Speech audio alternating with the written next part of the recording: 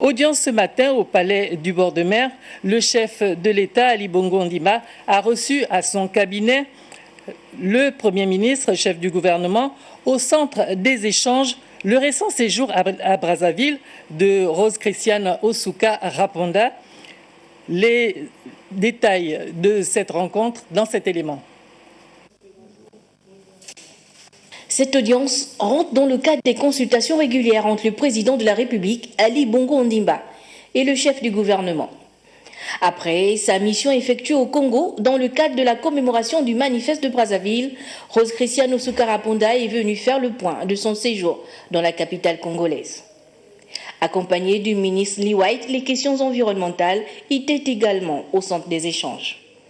J'ai porté l'attention du chef de l'État, le compte rendu de la mission qu'il m'a confiée à Brazzaville le mardi 27 octobre, qui consistait justement à commémorer la ville de Brazzaville, qui fut en 1940 un peu le pivot à partir duquel tous les préparatifs qui ont consisté à libérer la France métropolitaine a été le lieu emblématique.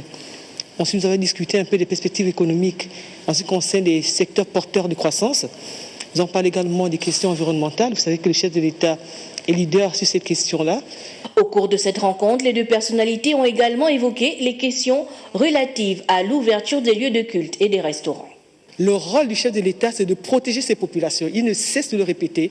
Nous ne sommes que près de 2 millions d'habitants et il faudrait qu'on fasse très attention parce que la pandémie à la Covid-19, c'est un virus qui tue et c'est un virus invisible. On ne le voit pas.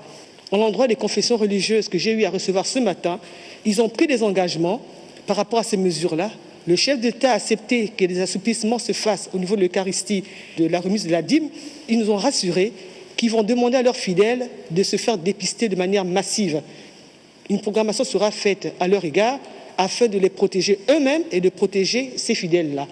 À ceux des restaurateurs qui vont ouvrir, ils doivent respecter tout le protocole sanitaire en matière justement de sécurité et de santé, parce que des brigades vont être mises en place et des visites inopinées seront systématiquement effectuées par les services, non seulement des forces de sécurité, mais également des ministères de la Santé et du ministère du Commerce.